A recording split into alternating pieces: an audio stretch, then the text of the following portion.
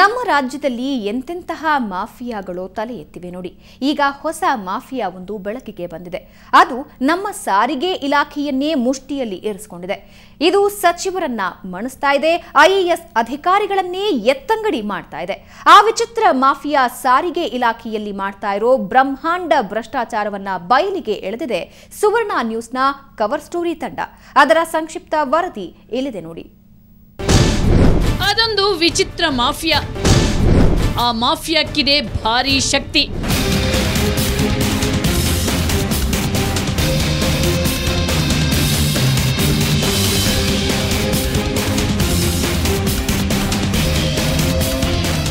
ನಮ್ಮ ರಾಜ್ಯದಲ್ಲಿ ಇತ್ತೀಚಿನ ದಿನಗಳಲ್ಲಿ ವಿಚಿತ್ರ ಮಾಫಿಯಾಗಳು ತಲೆ ಎತ್ತುತ್ತಿವೆ.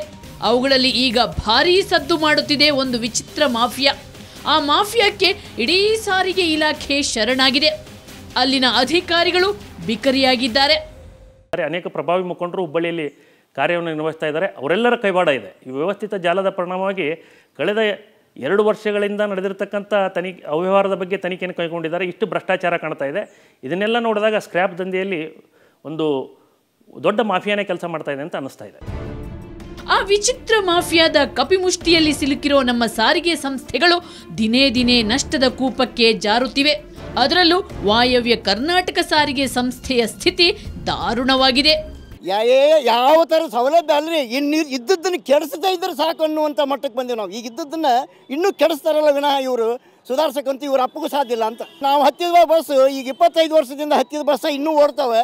ಅದರಿಂದ ನಾವು ಮಳೆಗಾಲದಲ್ಲಿ ಛತ್ರಿ ತೊಗೊಂಡು ಪ್ರಯಾಣ ಮಾಡಬೇಕು, ಆ ಥರ ಸೋರ್ತವೆ. ಈ ಮಾಫಿಯಾವನ್ನ ಮಟ್ಟ ಹಾಕ ಹೊರಟ ಪ್ರಾಮಾಣಿಕ ಅಧಿಕಾರಿಗಳು ಕೆಲ ತಿಂಗಳಲ್ಲೇ ಎತ್ತಂಗಡಿಯಾಗುತ್ತಿದ್ದಾರೆ. ಅದಕ್ಕೆ ತಾಜಾ ಉದಾಹರಣೆ ಐಎಎಸ್ ಅಧಿಕಾರಿ ವಿನುತಪ್ರಿಯ ವರ್ಗಾವಣೆ. ಇವರು ವಾಯವ್ಯ ಸಾರಿಗೆ ಸಂಸ್ಥೆ ವ್ಯವಸ್ಥಾಪಕ ನಿರ್ದೇಶಕಿಯಾಗಿದ್ರು. ಇತ್ತೀಚೆಗೆ ವಿನುತ್ ಪ್ರಿಯಾ ಏನು ಹೊಸದಾಗಿ ಐಎಎಸ್ ಅಧಿಕಾರಿ ಬಂದರು. ಬಹುಶಃ 8-9 ತಿಂಗಳಾಗಿರ್ಬೋದು ಬಹುಶಃ. ಅಷ್ಟರೊಳಗಾಗಿ ಅಲ್ಲಿ ನಡೀತಕ್ಕಂಥ ಏನು ಕೆಲವೊಂದು ಹಗರಣಗಳು ಕೋಟ್ಯಾಂತರ ರೂಪಾಯಿ ಅವ್ಯವಹಾರ ಮಾಡಿದ್ದು ಹಲವಾರು ಪ್ರಕರಣಗಳು ಹೊರಗೆ ಬಂತು. ಬಹುಶಃ ಅದನ್ನೆಲ್ಲ ಇನ್ವೆಸ್ಟಿಗೇಷನ್ ಮಾಡಿ ಅವೆಲ್ಲವನ್ನೂ ಹೊರಗೆ ಹಾಕುವಂಥದ್ದು ಒಂದು ರಿಪೋರ್ಟ್ ಕೊಡುವಂಥ ಹಂತಕ್ಕೂ ಸಹಿತ ಇವತ್ತಿನ MD ಬಂದಿದ್ದರು. ಇಂಥ ಸಂದರ್ಭದಲ್ಲಿ ಅವರನ್ನು ದಿಢೀರಂತ ವರ್ಗಾವಣೆ ಮಾಡಿದ್ದು, ಅದನ್ನು ಒಂದು ಸಾರ್ವಜನಿಕ ಹೇಳಿಕೆಯನ್ನು ಕೊಟ್ಟು ನಾನು ಅದನ್ನು ಅಪೋಸ್ ಮಾಡಿದೆ, ವರ್ಗಾವಣೆ ಮಾಡಬಾರಂತು ಅಂದ್ಕೊಳ್ಳಿ. ಇಲ್ಲ, ನಾಳೆ ನಾನು ಮುಖ್ಯಮಂತ್ರಿಗೆ ಹೋಗಿ ಭೇಟಿಯಾಗಿ ಆ ವರ್ಗಾವಣೆಗೆ ತಡೀತೀನಿ, ನಾನು ನಿಜವಾಗಿ ಅವರು ಪ್ರಾಮಾಣಿಕ ಅಧಿಕಾರಿ, ಭ್ರಷ್ಟತೆ ವ್ಯವಸ್ಥೆ ವಿರುದ್ಧ ಹೋರಾಟ ಮಾಡುವಂಥವ್ರು, ಅವ್ರಿಗೆ ನಾನು ಸ್ಕೋಪ್ ಕೊಡ್ತೀನಿ ಅಂತ ಹೇಳಿದಂಥ ಸಚಿವರು ಅಸಹಾಯಕರಾಗಿದ್ದಾರೆ ಅಂತಂದರೆ ಇದರ ಅರ್ಥ ಏನು? ಈ ಮಾಫಿಯಾದ ಪ್ರಭಾವ ಎಷ್ಟಿದೆ ಅಂದ್ರೆ ಸಾರಿಗೆ ಸಂಸ್ಥೆ ಒಳಗೆ ಬರೋ ಹೊಸ ಬಸ್ಸುಗಳು ಗುಜರಿ ಮನೆ ಸೇರ್ತಿವೆ. ಇನ್ನು ಗುಜರಿ ಸೇರ್ಬೇಕಾದ ಬಸ್ಸುಗಳು ರೋಡಿಗಿಳಿತಿವೆ. ಈ ಭಯಾನಕ ಮಾಫಿಯಾದ ವಿಚಿತ್ರ ಮುಖಗಳನ್ನ ಸುವರ್ಣ ನ್ಯೂಸ್ನ ಕವರ್ ಸ್ಟೋರಿ ತಂಡ ದಾಖಲೆ ಸಮೇತವಾಗಿ ಬಯಲಿಗೆಳೆದಿದೆ.